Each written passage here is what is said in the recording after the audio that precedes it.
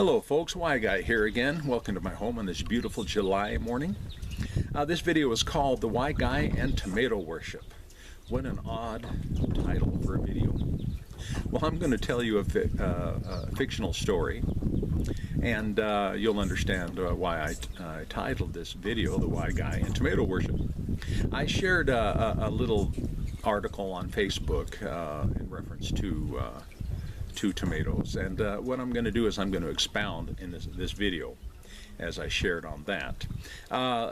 So it goes like this. There was a group of very rich and powerful individuals that were heavily invested in the tomato market.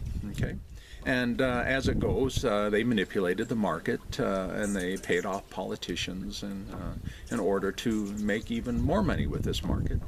And as time went on, these various researchers and scientists who worked for this very powerful group of people that worked for them, they discovered that there was, by manipulating some of the DNA in tomatoes, they discovered a cure for most cancers and a lot of other diseases throughout the world.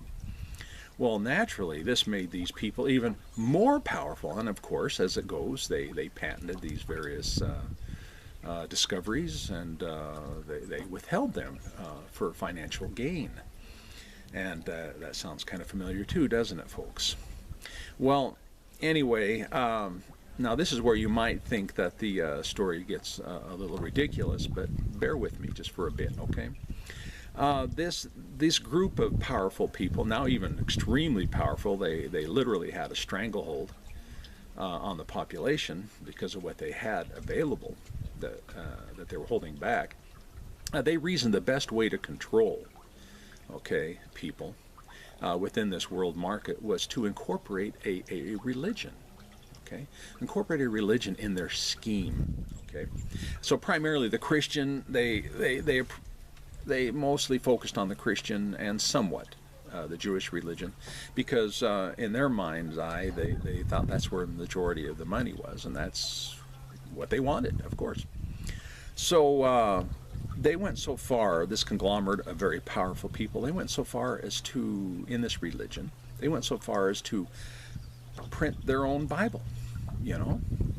And they're thinking, well, why not? There's over 300 different versions out there, so what's one more, give or take, you know? However, what they did do, which was highly unusual, is every place in the Bible where the word God, Jesus, Christ, Son, Spirit, capital S, wherever that was used, they would cross that out, or they would delete that, and they'd replace it with the word tomato, because they were trying to get across that tomatoes were very powerful, and there was a God tomato, and that's why there was these cures for cancer and what have you. And anyway, of course, it didn't go over very well with the religious community. They just kind of scoffed at it, thinking, well, that's ridiculous. And but yet there was still a minority of people, especially those who were cured of cancer, who kind of fell for it. They were manipulated, and they fell for it. Well, as these men, as more powerful they got, the more money they got, they began to infiltrate the governments, and they got themselves voted in and elected and throughout the various countries, and before you know it, they were extremely powerful. They were actually running the governments, many of the governments of the world at this point. So it didn't take too terribly much at all for them to pass various laws, and as my story goes, some of these laws made it illegal to print any Bible that was not of their making, with tomato as deity. They even erected various statues, you know, of tomatoes, and they had pictures of tomatoes with little children sitting on the tomato's lap, and, you know, things like that. And so as the laws were being passed, they also began to really persecute and prosecute people who didn't go along with their version of the Bible. And at first it was not received, of course, and there was an uproar, but you got to understand, this went on for a long time. And as generations came and went, fewer and fewer people were fighting these people because they were so powerful. They had the law on their side, they had the military on their side. And as generations went by, for 1,000 years this went on. So, but after 1,000 years of this persecution and their Bibles being burned, and the only Bibles pretty much that existed were the ones of their making, of their choosing. Well, anyway, after 1,000 years, there was no need for violence anymore because the vast majority now, what was the minority, became the majority. And now that they believed that the tomatoes were deity. It was just something that happens after 1,000 years. Of course, but there was a few folks. Of course, there was the typical agnostics that could care less one way or another if tomatoes were a deity. And of course, there were atheists that didn't believe in the god tomato, period. But then there was still the minority of people who still were trying to proclaim, no, this isn't true. Something has happened in history. Just look in your very history, and you'll see that a group of powerful men changed scriptures and what have you, and they changed words, and they translated them poorly, but they were just scoffed at and laughed at because the vast majority agreed that tomatoes were deity. Now, this story actually represents, as my viewers are starting to catch on, actually represents what actually took place around 400 AD. And it's going on to this very day, this present. Okay? These group of men around 400 AD, they took the Greek and Hebrew manuscripts, okay, of that day, what they called scriptures. Okay? They took scriptures and they rewrote them. They made their own Bible. Okay? And they took key words, just like those people did in my story. They took key words and they changed them. All right? They took the Greek and Hebrew words, Sheol, Hades, death, grave, unseen. They took those, and wherever it was appropriate to meet their agenda, their marketing, whatever that they had in mind, they took those words and they changed them, all those words, to hell.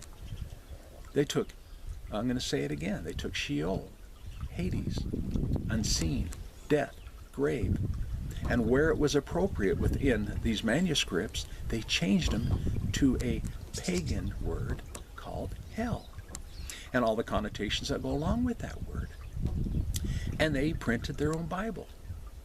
Now, how do I know this? Because when the Latin Vulgate was printed in 440 AD, they did it 111 times. They changed that word 111 times.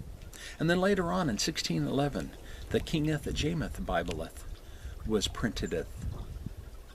And as a template, they used the Latin Vulgate. And then as time went on, the modern Bibles that we use today, they used the King James Bible as a template.